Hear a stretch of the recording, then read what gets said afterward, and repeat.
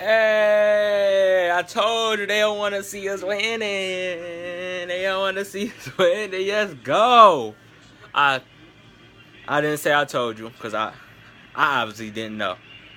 But I said we would come up with the win. I said something like 35-14. If I didn't say that, then I probably said 35-21. But if y'all know, go watch my last video. If not, if you didn't see it, I'm gonna put it down in the description down below. But I said it, bro. I said I don't care if we young.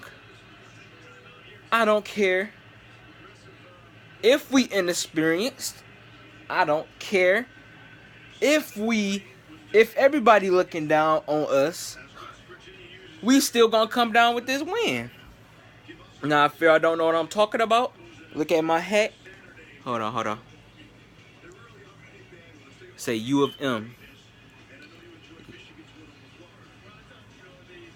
They even talking about it on TV right now. If y'all didn't know, it clocked in as one of the best televised games, and it went down in history, damn near, because we are now 4-0 against Florida. Florida has never beaten us. 5-0 actually, because we played in the 90s. Wait, is it? Yeah, 4-0. 4-0. My bad. 4-0. Because we played in the 90s. Then we played 2008. And then we played last year. 2 years ago. And then we played Saturday. Michigan is 4-0 against the Gators. I don't care what team we have. It's going to end in the same results. Now, I'm not saying we might go undefeated against Florida in time to pass, because they might end up beating us. But I do know that we stopped their 27-game win streak. We are the first Big Ten teams ranked to beat an ranked SEC opponent in regular season. We were 0-8 against them. 0-8-1 against SEC opponents that is ranked, while the Big Ten is ranked. We are the first team to do that. If y'all don't know, like I said, Michigan beat Florida 33-17. That is 16 points. Now I'm gonna give y'all a little recap. Then I'm gonna give my my intake on it. I'm gonna do the positive, and then I'm gonna do the negatives, the takeaways. Okay, so the game was phenomenal. That defense looked so phenomenal. It looked like that like we don't even know we missing 10 starters. It looked just like that. Now, we were getting burnt deep early on in the game. Lavert Hill and other cornerbacks need to step their game up. That was one of the main concerns. Don Brown said we need to get faster, and he's right, y'all do, because even though y'all was sticking with them, they didn't get burnt completely. It was just like they had a little bit 1-2 step on them, on us, and then they caught the ball.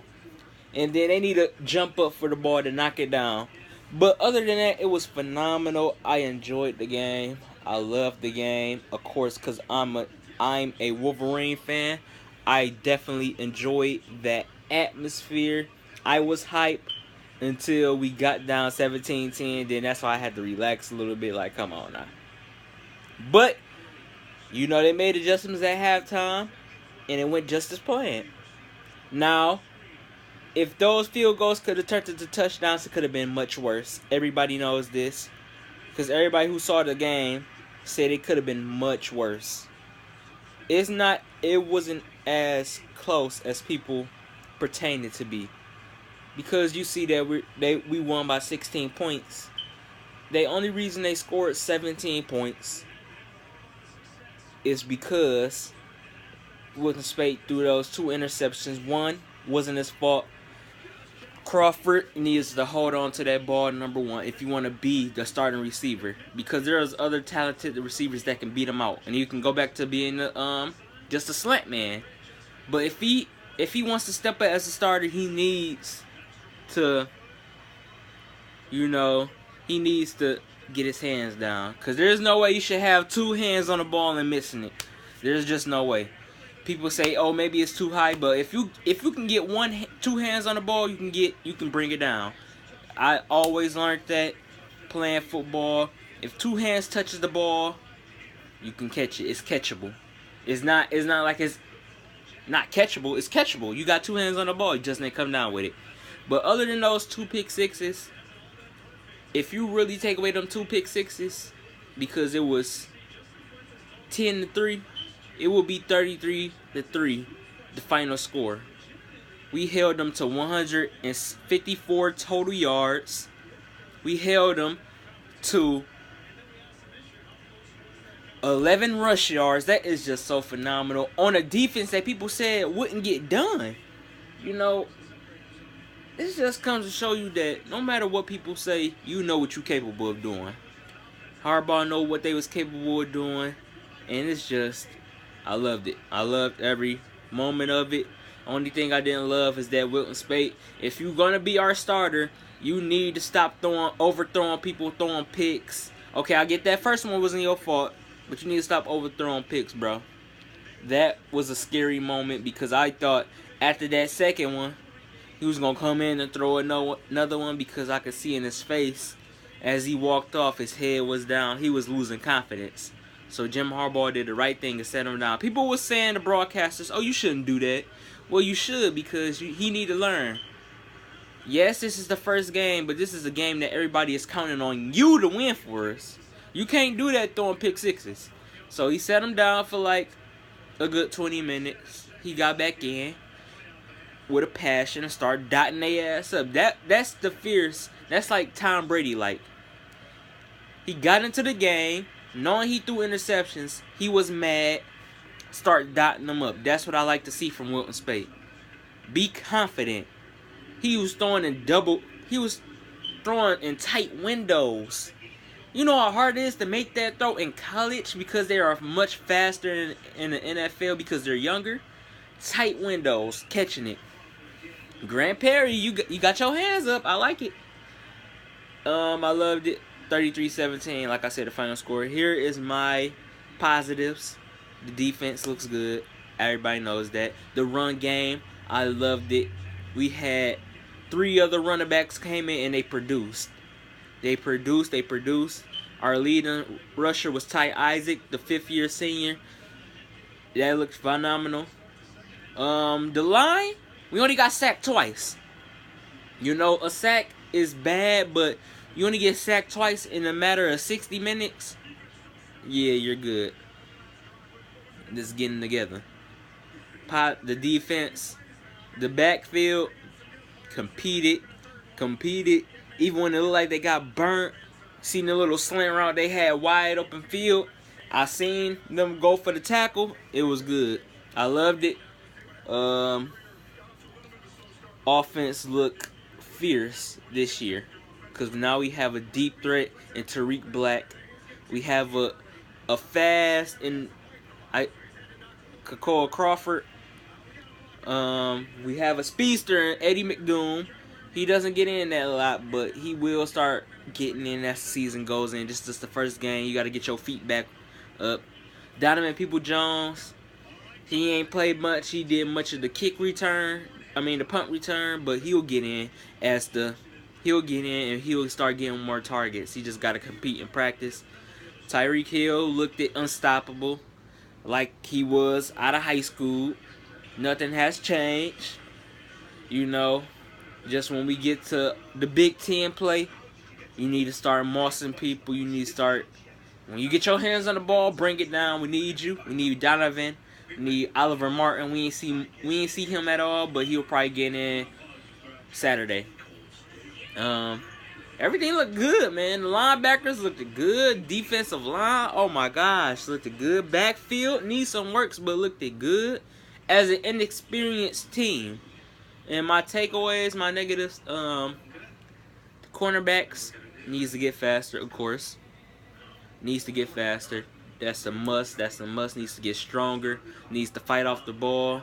Needs to fight the ball out of the people's hands. Wilton Spate, you need to slim down on the pick sixes. You know, he had 3 in 7 games last year. Now he got 2 in 1 game. You need to slow down the pick sixes. You know, slow down the interceptions. At that, not just pick sixes, the interceptions. We don't need you throwing it when we going against Michigan State, Ohio State, and none of the Big Ten play because they will capitalize. He already knows this. I'm pretty sure Jim Harbaugh gonna tell him, but yeah, he needs to get better on that. And penalties. Devin Bush Jr. He had almost a targeting call on the first play of the game. Almost got kicked out. I know he was hype.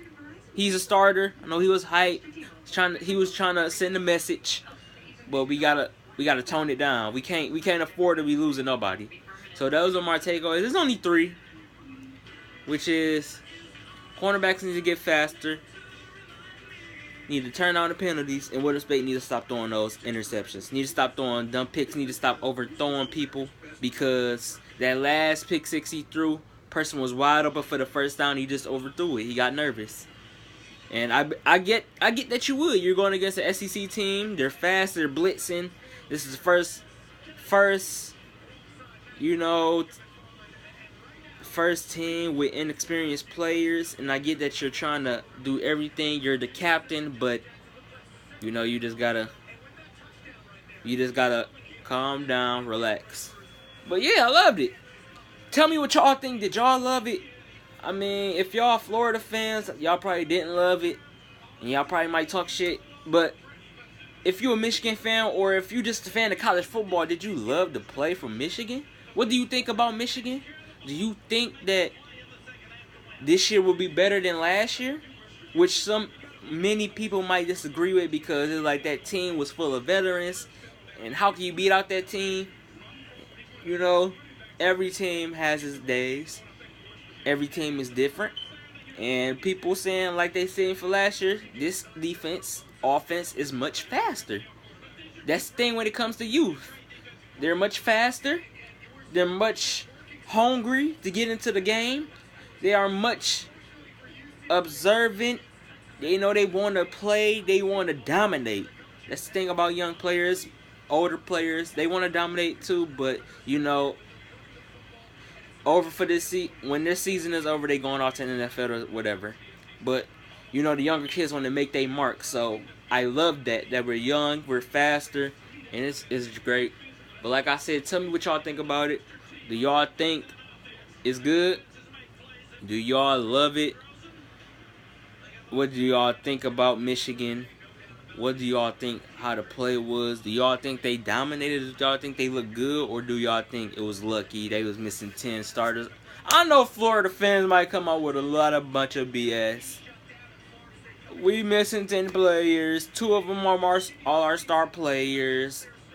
Like I said, it don't matter if you have 74 stars.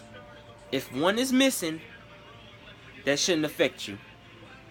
You have 100 and something players on your team that is capable of being stars. That doesn't mean anything. And it definitely shouldn't mean anything to us, because we're inexperienced, remember? So I don't care if you're missing 6. We inexperienced, you have older players, you should be able to be down on us.